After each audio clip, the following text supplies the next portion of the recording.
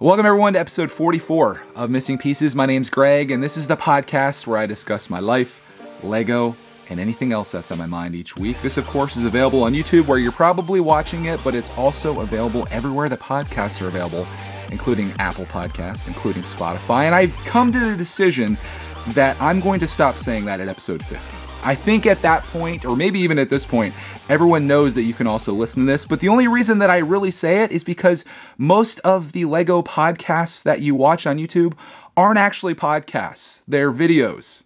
They're videos. But this is actually a podcast. I just do this as a supplement to that, even though like 90% of the people that consume this do it on YouTube, so it actually is just a video. I don't know, but I'm just getting tired of saying that. So we're just gonna call it Missing Pieces Podcast, and this is where I share my life, LEGO, and anything else that's on my mind. But this week, we've got a lot to talk about, as we always do. But before we get into that, we got a couple thank yous to give out here. We've got a thank you to Curtis for joining us on Patreon. Thank you, Curtis. He sent me a nice message along with that as well, which I appreciated. And we also have Scalabot. Scalabot has joined our Patreon, and it should be an interesting partnership. He joined us at the $50 tier, which means I'll be making a video for him. He's already given me the idea that he has for that video, and it should be pretty hilarious, and he wants me to make it public. So not only will I be making it for him, but I'll be making it for all of you as well. And that'll be coming out here in August, so that's going to be a fun one. But on that, let's get into the LEGO portion of today's events, and we got some LEGO news here. Oh my goodness. What is the biggest drama of the week? It's LEGO canceling a LEGO set? What? Yes, LEGO has canceled the Technic 42113, the Bell Boeing V-22 Osprey. Most of you guys probably saw the news on this. I haven't commented on it yet, although I did it on Bricks and Bits, which will be coming out like maybe before or after this, depending on what time of the day this goes out. But yeah, LEGO has canceled a Technic set. It was a set that they had obviously planned out. They designed it. They had produced it. They started sending it out to the world. People have their hands on it. It's in stores, at least somewhat. And then all of a sudden it was no longer there anymore. And you're probably wondering, like, why did that happen, Greg? Well, apparently it was the German Peace Society. They complained that LEGO's morals have been destroyed by this because they don't make wartime or military vehicles. They don't participate in like any kind of military things that involve death or violence or any of these things. And unfortunately, this plane is used only in military applications, so it does kind of go against what LEGO said, but they developed this in a way that it's actually a rescue plane. And it's designed in that way. It's got orange on it. It says rescue. It definitely doesn't look like a killing machine, but nonetheless, some people had spoken out on it, and LEGO, like the cowards they are, buckled because they have no spine. They are a wet noodle. And they said, the LEGO Technic Bell Boeing V-22 Osprey was designed to highlight the important role the aircraft plays in search and rescue efforts. While the set clearly depicts how a rescue version of the plane might look, the aircraft is only used by the military. We have long-standing policy not to create sets which feature real military vehicles, so it has been decided not to proceed with the launch of this product. We appreciate that some fans who are looking forward to this set may be disappointed, but we believe it's important to ensure that we uphold our brand values. And like, okay, that's fine with me, but like, why now? Why didn't you decide this when the intern designer dude came over to Ivan von Lego's desk, the CEO of LEGO, if you guys didn't know, and sits down with a piece of paper and he's like, Ivan, Mr. von Lego, I have an idea for you. How about the V-22 Osprey as a LEGO set? And Ivan's like, ha, ha, ha, ha, ha, ha, ha. That's how he laughs, by the way. He has a monocle. He's got a little bit of a beard and a very like handlebar style mustache. He's like, listen here, intern, we can't make military vehicles. And, the intern slinks away and goes and cries at his desk because he's going to be fired at the end of the day if he's not put into the alligator pit prior to that. But no, that didn't happen. Ivan von Lego was totally okay with this. Made the whole set, made it all happen. And then one group of people, which I don't know how big the German Peace Society is. It sounds pretty big. But one solidarity group of people spoke out against this, and LEGO's like, oh, we're going to take our set and we're going home. And it's just, it frustrates me. Not that I was like super stoked to get this set. Like it wasn't like something I was going to rush out and get by any means. And I know a lot of people complaining about this. We're probably in the same boat, but now everyone wants this, and this thing is selling for like $1,000 plus on eBay, of course, because it's the scarcity mentality. I can't have this thing, so I want this thing. It works in almost every way. And Nintendo, you are masters of this, which we'll be talking about in viewer feedback in a little bit here. But they canceled it, and it's just like, I'm okay with the decision, right? But like I said, you either make the decision on day one when Ivan Von Lego cancels the thing from the intern, or you send it to production and you're like, listen, I know you feel a certain way about this, but very clearly this isn't a military styled plane. In fact, the average consumer that's buying this wouldn't even know, right? Like, you're just gonna go get it because you think it's a cool plane that has like rotors that come up and it takes off. I just need to know, are people really that desperate for things to complain about? Like, as the German Peace Society, don't you have bigger things to do with your time and money than to complain about Lego about making a rescue plane? Like, is that what it's come to? I don't know. That frustrates me. Like, every aspect of this frustrates me. And I'm not really that triggered about it, but I sort of am. Like, everybody here is in the wrong, in my opinion. Lego, you're not in the wrong for making the set. You're in the wrong for buckling. German Peace Society, you're not in the wrong because this is probably what you do, but like, you got bigger fish to fry, right? Like, there's more things going on in this world than Lego making a Lego set and you having to complain about it. But that's my stance on it. I'm definitely curious to hear what you guys have to say about this. This is going to be some great viewer feedback or listener feedback. If you're listening to this on Apple Podcasts, come over to YouTube. Just come over and type me a comment. I love to hear back from you guys. But that was that. And that's, I guess, the drama of the week, the spice. There was another set, though, that is actually coming out, shockingly. And that is the Grand Piano. 3,662 pieces selling on August 1st for $350. My soul hurts. I love this set. I think it's beautiful, but August 1st is a day that I'm hoping to acquire another set that's probably going to be probably harder to get than the Osprey, the Nintendo, the NES. I'm like just completely pumped about that. I'm going to be like taping my eyelids open at night times, like clicking the button at midnight trying to get this. Words. Let's try those things out. The $350 piano, I probably will get eventually. I love the idea, like the design of the piano is just so classy. It looks gorgeous. The box art is just, it's like, oh, Lego. I love the black designs in some cases. It doesn't work in some cases like on the poop train, but it certainly does work on the piano. It looks fantastic. The price point on this is a little, it's scary for me. Especially the Nintendo coming in at like $230. I had people complaining about the price of that, but I'm like, dude, you see this piano? But it does play. But it doesn't play in the way that you think. Like, you don't hit the buttons and it makes noise. It's, I guess, some type of app-controlled thing, which it really bums me out. But there's no way that you could make that piano work. At least I don't think so. Although I could probably go on eBay right now and find little pianos. And I'm thinking about doing that. This gave me an idea. And you guys are going to think I'm a complete goof on this if you don't already. But I would love to get like a little keyboard type thing, or like a piano, in this case, like the Lego one, and make little songs on live streams just for fun. Like, you guys give me the lyrics and I'll put together like a little song. I'd like to maybe make some songs about Lego YouTubers just for funsies. Not like not diss tracks, but just all in good fun. Like, brickitect, ding ding ding. He is a cheapskate, ding ding ding. He gets triggered about the Osprey, ding. I don't know, you know, like just having fun. That's like my #1 goal. I want to do like creative things and have fun on not only this channel but Brickitect Live. And I like to do more of my little art series, even though I'm not very good at designing things. I do have fun doing that, especially taking recommendations from you guys and turning that into something. We've done, I think it was Drawitect. It's been a long time since I've done it, but I have the iPad with Procreate and I have the pencil, and I like doing that fun stuff. And I thought this musical thing could be like another little fun thing to give people a little bit of joy in their lives. You know, maybe you're having a bad day and all it takes is for Brickitect to make up a funny song about himself to put a little crack of the smile on you and send you off on a different path for the rest of your day. But Lego piano, what are you guys doing? You buying it? You sitting on it? Not hope you aren't literally sitting on it, but I don't know. I think if you're sitting there on August 1st with your credit card in your hand and you're looking at those two sets, I recommend the Nintendo. Unless you get there at 12:01 a.m. because that's going to be gone, then you're probably going to have to buy the piano. But both two good sets, and I can see Nintendo, their bank account, but I also see Lego's bank account on August 1st is just going to be like you've seen ATMs that are like spitting out money. It's going to be the opposite of that. Like Ivan Von Lego is going to be swimming through his gold coins in his vault on August 1st. It's going to be amazing. And he's going to have the intern, like, you know, come back in there and I don't know. All right, where's the storyline going? But I do like the Ivan Von Lego storyline. That reminds me of something that happened on Lunch and Lego this week. We're kind of going out of order, although it's not really, because we're going to start talking about my week. I came up with this funny little thing to do. I was working on the Fairground set, the mixer, which is done, by the way. And I'm going to do a review for you guys. Don't worry. If you want to see that, Clarky he'll love to demonstrate it for you. I did this thing called like the fake history of Lego, where I take a Lego piece and I talk about its origins and when it was founded and all these different things about it that are completely false. And I think I might upload a little clip of that just for fun for you guys so you can watch it. I don't know if it's funny or not, but I was having a good time. And I think Ivan von Lego would have been proud of me for doing that. So that was like a little thing that I came up with. The fake history of Lego pieces. Very fascinating information here. I would recommend, though, that no one ever gets any actual information from me or this channel.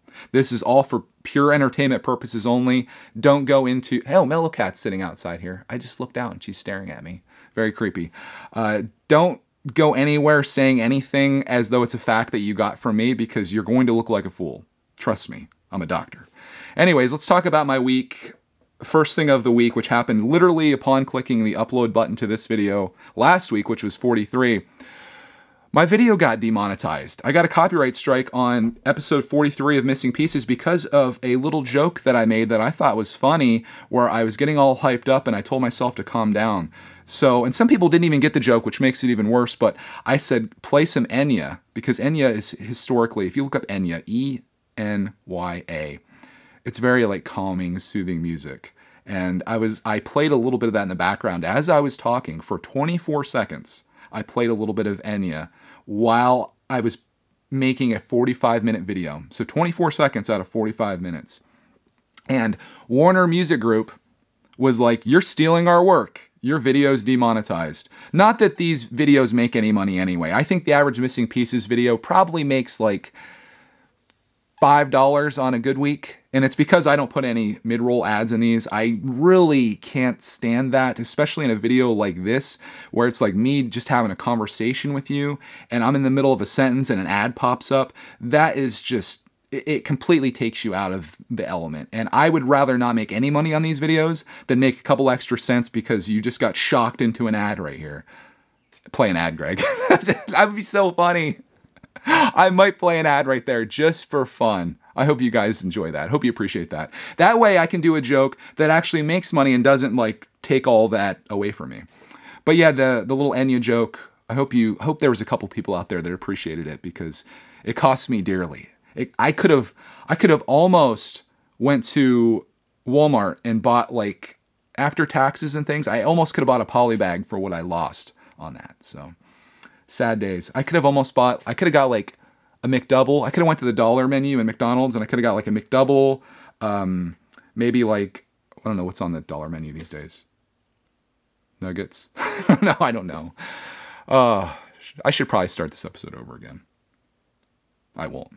It's tempting.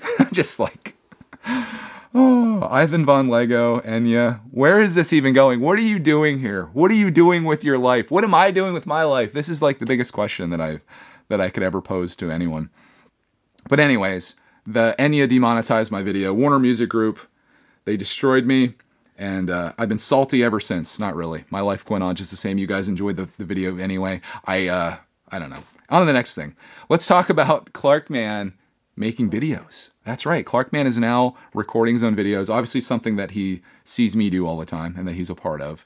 And I was playing with my Canon G7X. I was just messing around with it one night. And the next morning I was sitting here and Clark asked if he could make a video. And I was like, sure, why not? So he started recording this thing where he was working on the Fairground mixer and recording that and vlogging and talking to the camera and stuff. And, you know, he finished it up, and I did like a little community post taking a picture of him doing it. And several people were like, oh, upload the video. So I edited a little bit of it out, you know, like cutting out like the beginning and end parts and stuff. And I put it out, and you guys love that video. You gave that little dude so much support. The likes on that video are just outrageous at this point. I was reporting to him, as I said in one of my videos this week, I was reporting to Clark how many people were liking his video. And he was like, really? And he was telling Cody about it, who's Mrs. Brickitect in some circles, telling her all about how many likes he was getting. And he was just so pumped about that. And I was just thinking of how awesome it is to be able to encourage him to take this path that I'm on, whether he does this for a living or not. Maybe he'll grow up and not want to do anything video related because he's had to make 5,000 videos throughout his life with me and he's hated every moment of it. You can tell by the videos that he's miserable, so miserable building all these Lego sets and sharing our adventures with you guys, whether it be RC or Lego or swimming or camping.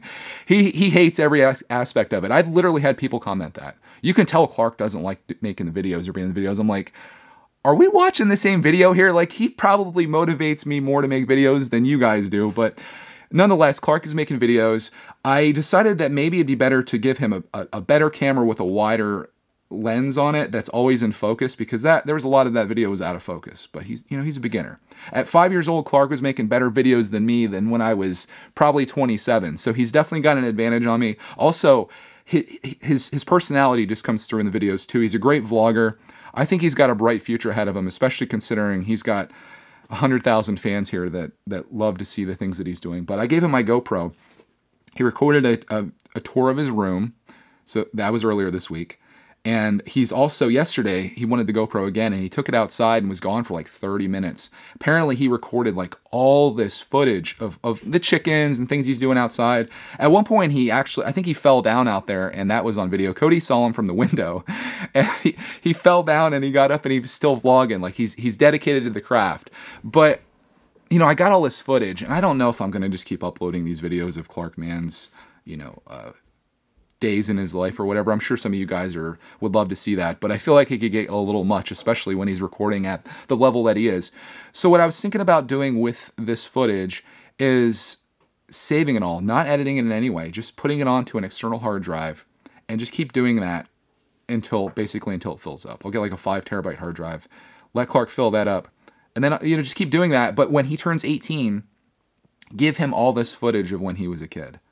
I mean, I think about how cool that would be for me right now if the technology would have existed at the time, which I guess it did in like, those big camcorders. That's the word. What is that ancient technology? I need Ivan von Lego to tell me. It's camcorders with VHS tapes or whatever. If I could have at 5 years old recorded all this stuff in my life from my own point of view, not your dad or your mom directing you like, hey, pick that thing up or jump into the pool or whatever, how home movies are made. But like from your perspective, filming yourself, showing the things you're interested in, to be able to watch that footage right now and see what a day in my life in 1990 looked like right now would be amazing. I would pay almost anything to see that.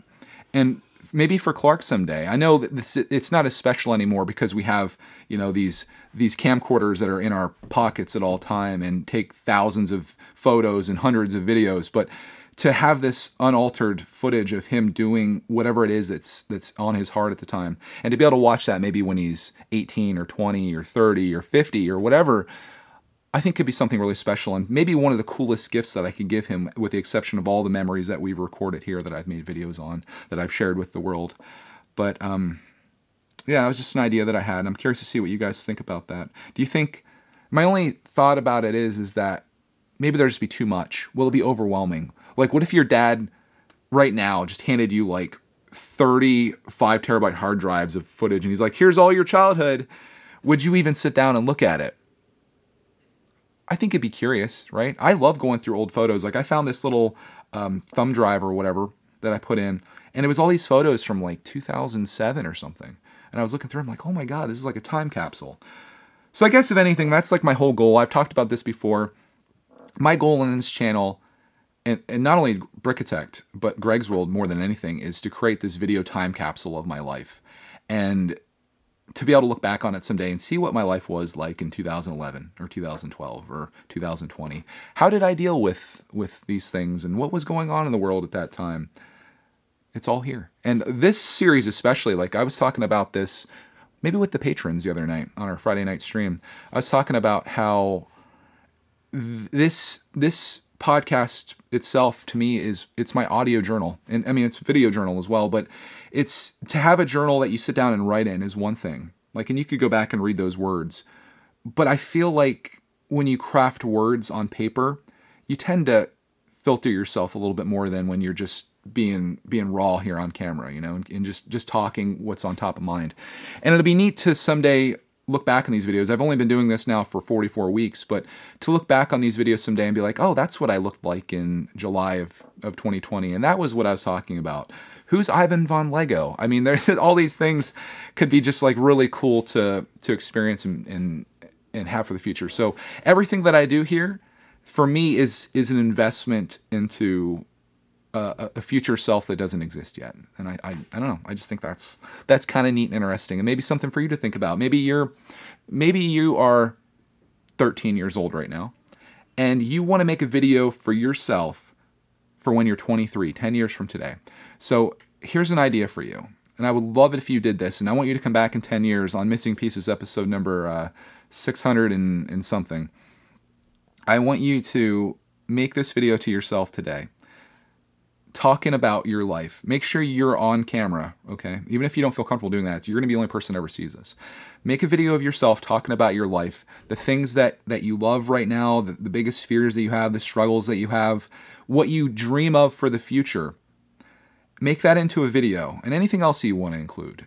Make that into a video for the future, and then title it, you know, what is today? July 26, 2020. Title it July 26, 2030.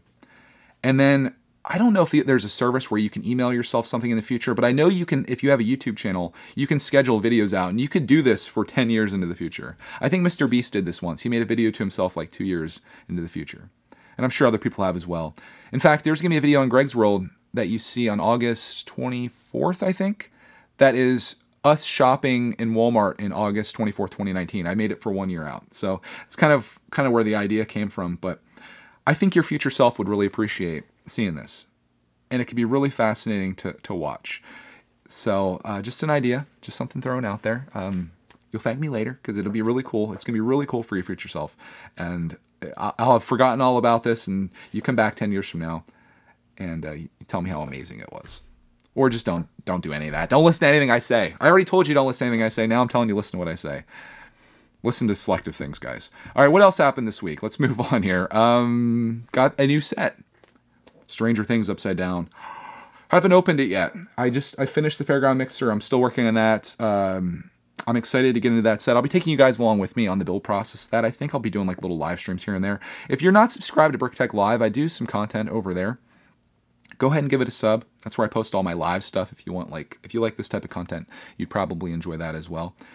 So we're going to get into that. That is from my Evan from Just a Brick in the Bucket. That was his Patreon selection of a set for the months of July and August. So I'm going to be building that set, and then I'm going to be promptly tearing it down and sending it out to him, which many of you have speculated that I'm going to love this set so much because it's your favorite set, and it's such a nightmare to disassemble, that many of you speculated that I'm just going to go ahead and buy another set for Evan and send him that one. And, you know, it's a possibility. That happened to me with the Harley. I love the Harley so much. And I think it was Jake, I think was the patron then that was at the $100 tier. He chose that one. I already had it, so I was like, okay, I'll build it and then I'll send it out to him. But I built it and I loved it, so I sent Jake another one. Plus he got a free train promo out of it, so he made out like a bandit on that. But yeah, I'm excited to build that. It's going to be a fun time. Speaking of other things that I've been doing here, box life. You guys see the disaster that's back here? Yesterday on Brickitect Live, I did a live stream where I broke down all of my big boxes, which were taking up brickitect over here. And I can actually see the bar now, which I now remember is just hideous countertop. We're going to be replacing that. But I want to be able to do videos with you guys like Snackitect, and I want to do like different things. I actually want to be able to sit at my kitchen and bar and actually be able to walk through it and enjoy it. So box lives, unfortunately, had to come to an end. And I did a whole bunch of cutting on there, and I talked about some of the memories that I had of the various sets and stuff, and just flattened them down. They're all sitting there flattened on the floor over here right now, and I'm debating whether I want to just take them to the recycling place, which I know is probably the most inevitable thing that's going to happen, or if I want to take my biggest box and start sliding the smaller ones inside there, which I feel, to me as like a hoarder and a box collector, that makes me sweat a lot less. Knowing that I still have these things, they're just all flattened down inside boxes. And I think I might do that at least for now. And then, like I said before, like 6 months down the line, if it's something that I haven't thought of in 6 months, gone. You're out of here. And yeah, It's crazy to think that. Like all these years, I've taken such great care of my boxes. And I've always told you guys the importance of opening up from the left side, which I revealed on my 100,000 subscriber milestone. If you're wondering why that is, I'm not going to tell you here. You have to go find it. You got to do a little bit of work. But now just to be like shredding these boxes essentially, or cutting the tape and then flattening them, just feels very strange to me.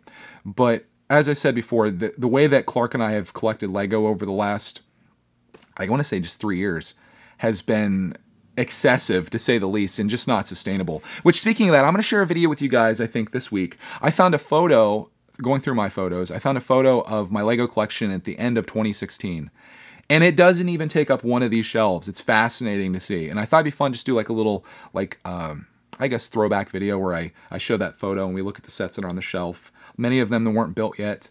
And just think about how far we've come. Like, I've had this channel since 2013, but it has really just taken off in the last, I guess, 3 years or so. And to see how much I've gotten in 3 years, to see how much I'm going to have in the next 3 years, and then think about 3 years after that, boxes just can't exist in my life. And I feel better now. Like, I feel better getting these things out of here. I've never, like, this studio was supposed to be my place where I felt like at home and at comfort, like this is my creative space.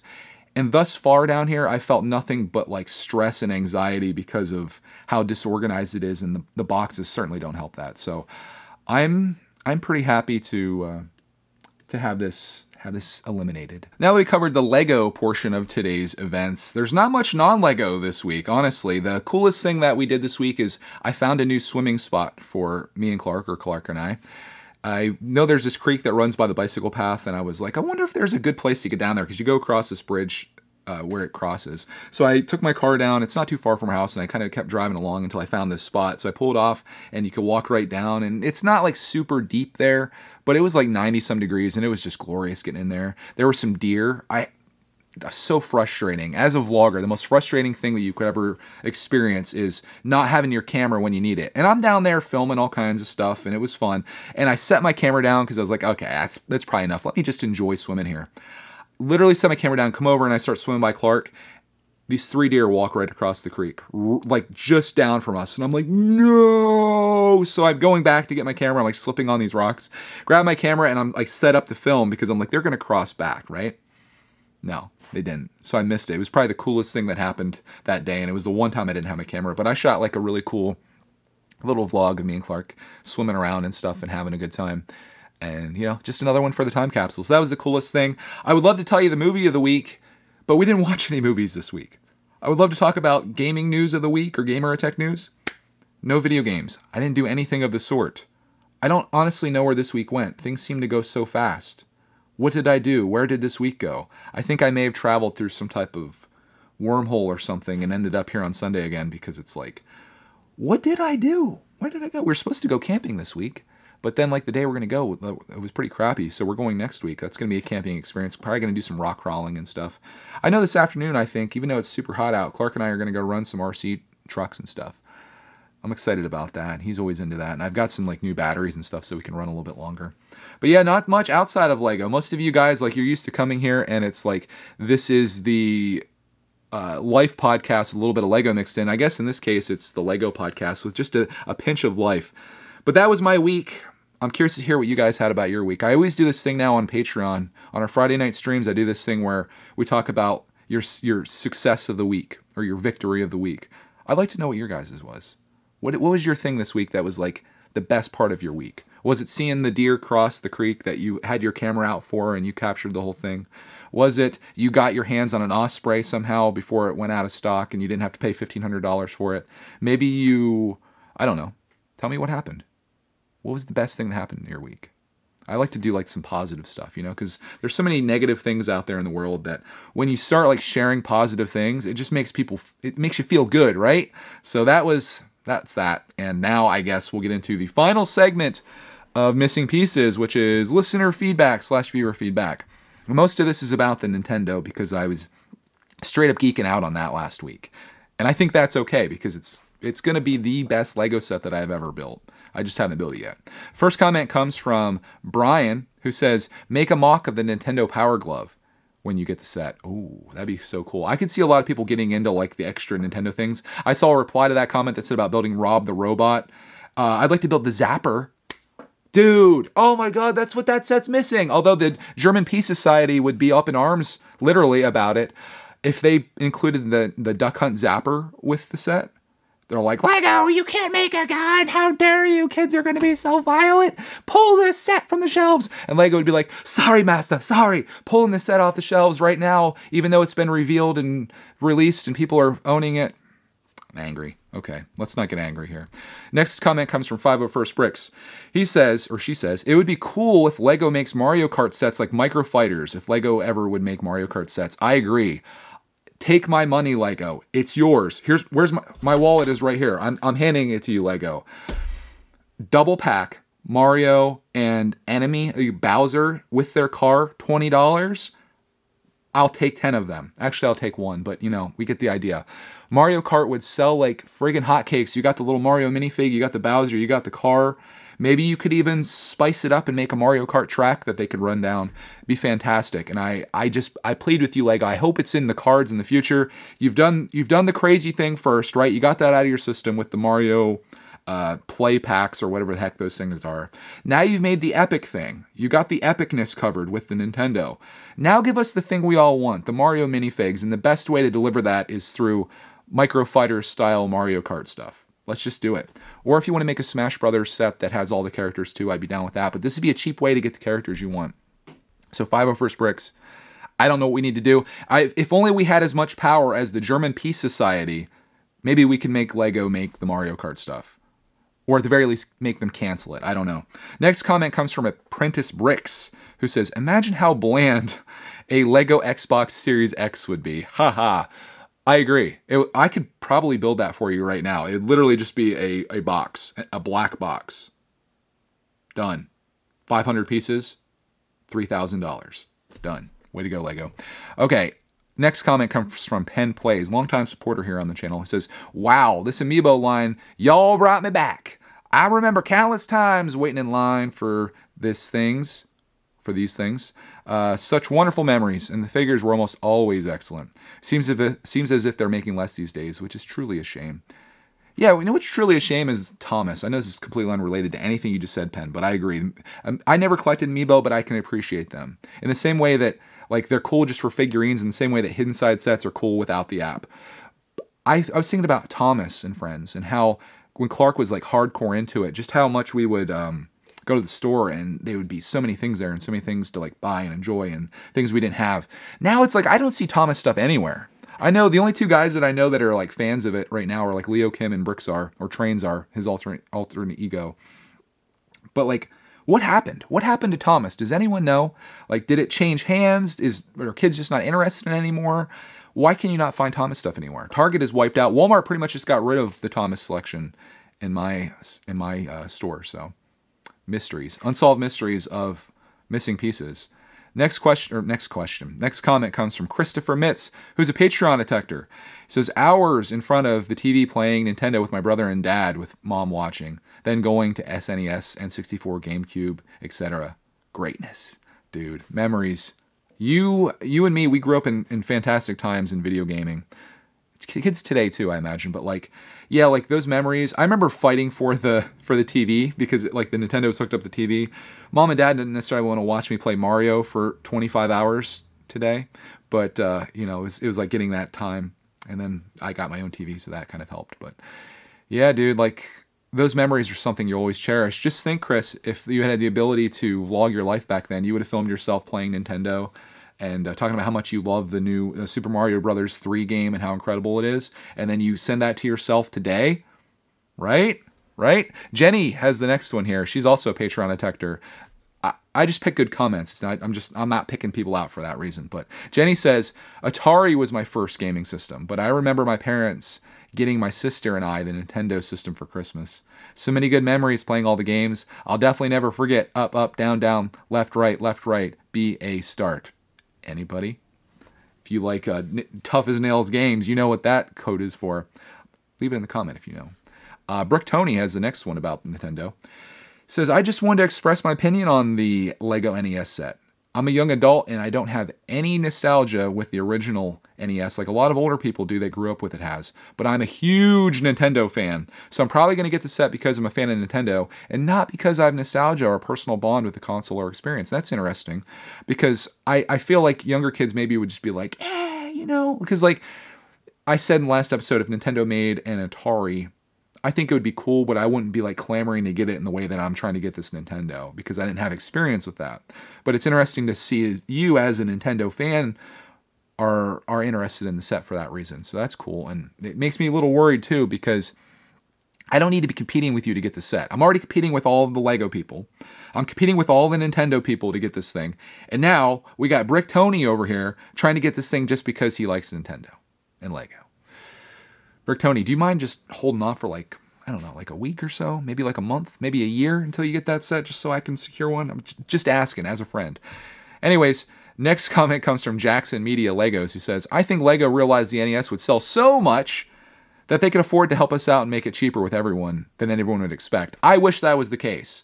I wish companies, capitalistic companies thought that way. They're like, hey, we're going to sell a lot of these. Let's bring the profit margin down a little bit. We don't need to make a ton of money from this. I think LEGO could have sold this for $300 and wouldn't have had an issue. I can't explain why it's $230. It's very rare at any time in LEGO that I've ever said, I feel like that's a good deal at MSRP. Outside of like Hidden Side. But like this is just, it's remarkable. I would have paid $250. I probably would have done $300. Anything over $300, I would have been like, pianos. That's like piano level, $350. Hurts my soul, but yeah, maybe they just love their Nintendo fan base so much that they excluded the Nintendo tax. And yeah, I was just saying Nintendo tax. I was thinking if this was a Star Wars set, my God, if the Nintendo NES was a Star Wars set, it would probably be $350 without a question. Star Wars fans are triggered. Anyways, let's go on to the next one here. Jerverse. He's going to get some people triggered here, so be prepared. He says, I love your enthusiasm, but I have no interest in the NES set. I am of a similar age to you, and I have all kinds of great memories playing the original NES, but I don't want a LEGO set of a fake TV and fake NES. It seems silly to me, and I would think it would flop, but apparently some people think it's really neat. I can't imagine where I would put it. It'll take up too much room, and it's so expensive. Give me some NES minifigs, like you said, Mario Kart stuff, that's minifig scale, and I'll be happy. And I can appreciate that, Jerverse, because I've had a similar philosophy regarding the Technic vehicles, like the Bugatti and the Porsche. Why spend $300 on what is essentially an RC car with no RC functions that is massive and takes up all this space and you can't do anything with it? I'll tell you why, Jerverse. It comes down to the art. It comes down to the appreciation of the model, to the aspect of building it, the enjoyment of that, seeing it sitting on a shelf and appreciating it all the time. That's what it comes down to. Just because it doesn't actually play Nintendo games. Like I talked about how you could get a Switch Lite for less money than this Nintendo and actually like play the crap out of it and enjoy it. But it's about the experience. It's about the enjoyment of it. You just have to make a decision. What are you going to enjoy more? And I've kind of made that decision. Like, I love RC vehicles, but I love Technic stuff as well. And I love seeing that Porsche sitting on the shelf. I think about all the hours I built it, the storyline behind it taking me forever to build, putting all those pieces in there, messing up that one little piece, and somehow wedging my fingers in there and getting that piece in to correct it. It holds a special place in my heart. And this Nintendo, on multiple levels, will do the same thing. So that's kind of why I'm into it. But I can appreciate you not liking it. I agree. Like $230 for a fake TV and a fake console. You could probably do better financially, but as an art, it's something else. Let's talk about Gabriel's comment here next, who talks about LEGO prices. It says, price doesn't affect my opinion of a set, only my decision of whether or not to buy it. I also think the standard 10 cents per part threshold used to be a solid indicator of value has been totally skewed by the prevalence of 1x1 studs and other small parts, licensing fees, and other factors. Then again, I'm at the point in my life where display space, rather than price, is starting to become the most critical factor limiting what I buy. I think he brings up a good point there. I talked about how the fact that I kind of wish that there weren't piece counts on the box because I want to look at the set and say, okay, that piano is $350.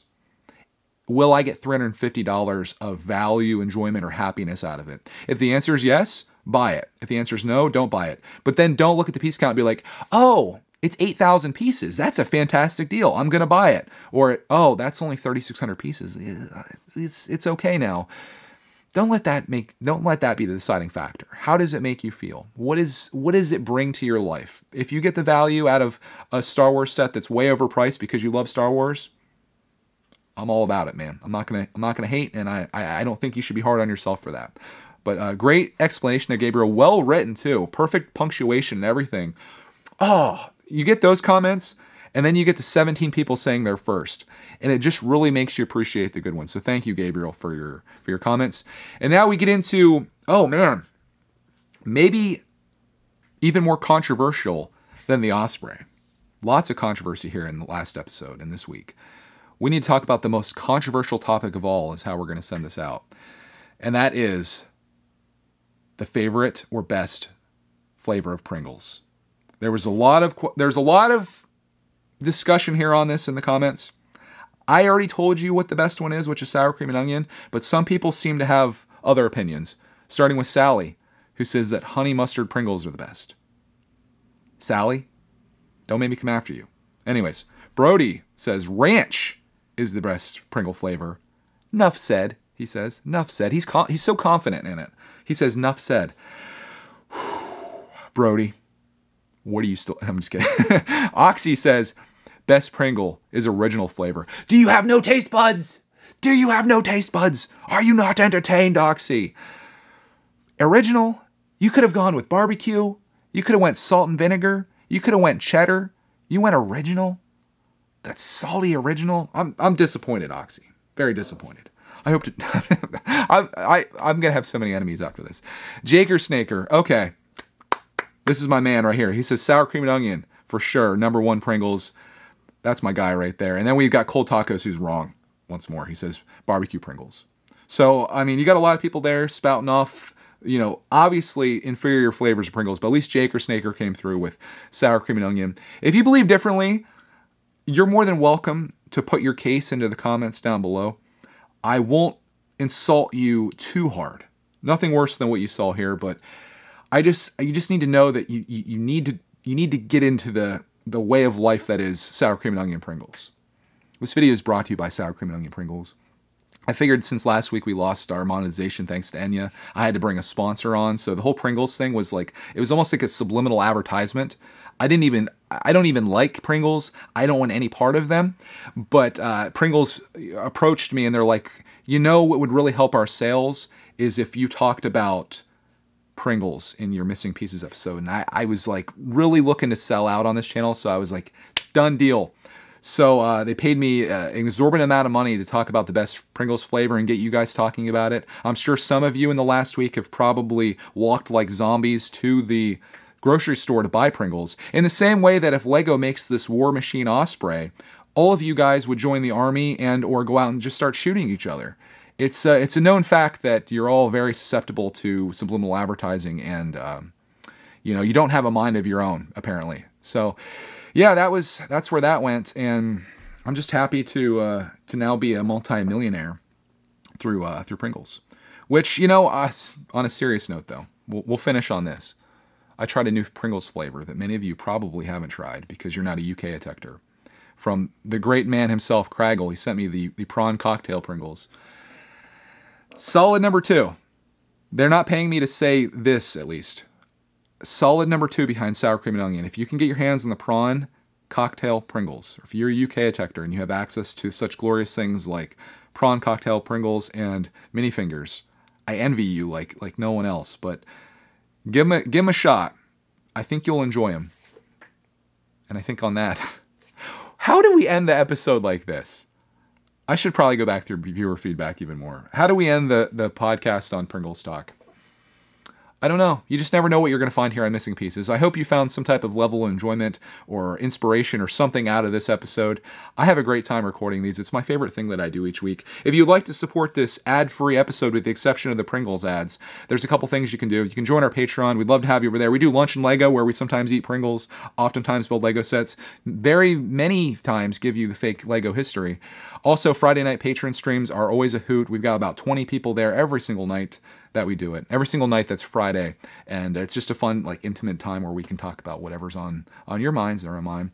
And also, you can leave us a review on Apple Podcasts. I greatly appreciate that. That kind of helps out the Missing Pieces algorithm, I suppose, on there. And my goal is to one day get to the #1 spot on Missing Pieces. There's like 4 Missing Pieces podcasts. I went from number 4. I started from the bottom. Now I'm here at number 2. I need you guys to bump me to number 1 if we can get there. The one that's at number 1 hasn't uploaded a podcast since like 2019. So, Apple, what are you doing, bro? But it's from like Fox or something like that. It's from like a TV channel. So, my loserly little podcast here that I record from a camera in my basement apparently can't compete with Fox, but we're getting there. We're powerful. We can do this. If you guys want to leave feedback, you can do that as well. I love reading that, and I love making that the second part of these episodes. I feel like we got that down here, and you guys are always hilarious, and you give some great comments. If you commented first, I'm going to come over and just punch you in the face. On that, thank you so much for watching this episode of Missing Pieces. I hope you have a glorious rest of your day and an amazing week. And as always, oh, this is kind of botched. We'll find you in the next episode of Missing Pieces.